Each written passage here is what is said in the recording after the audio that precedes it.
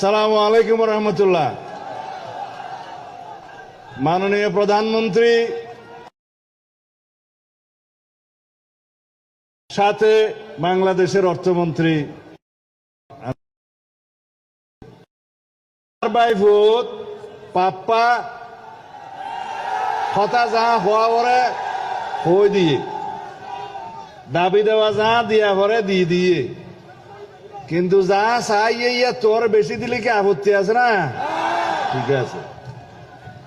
আর মাননীয় সংসদ সদস্য সকল কেউ বক্তৃতা দিন না ভারতে গুসা নই, কারণ মাননীয় প্রধানমন্ত্রী তো আর বহু জায়গা যা ঘুরিব প্রোগ্রাম আছে।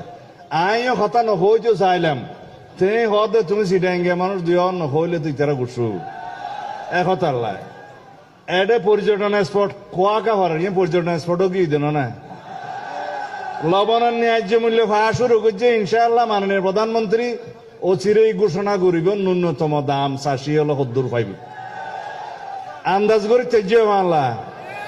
আচ্ছা,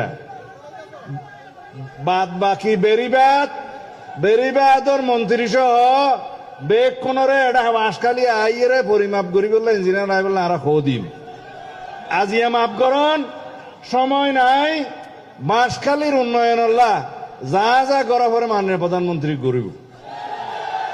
লোয়াগারাও তো সাত কান্যার আর বড় ভাই শাহজাহান চৌধুরী জামাতের এমপিরি এডো কিছু ত্রাণ সামগ্রী দিয়া যাইব আনলে হবে তো বাঁশখালী দিও বা আনা মানুষ না দিয়া যাইব। এটা বাঁশখালীর এমপি সাহেব আইসে এখন আরা কোনো ভেদাভেদ নগরী ওবা এটা জামাত এমপি বলে কি মাননীয় প্রধানমন্ত্রী নয় না ত্রাণ সামগ্রী নদেন না। আর নেতা বাংলাদেশের মানবিক নেতা, গরিবের নেতা, এদেশের উন্নয়নের নেতা। ইনশাআল্লাহ কোনো বৈষম্য নহব। খুদা হাফেজ। আই আহ্বান করি মাননীয় অর্থমন্ত্রী জনাব আমির খসরু মাহমুদ চৌধুরী আইয়ের 2 কথা কন। সালাম আলাইকুম। টাইম নাই তো।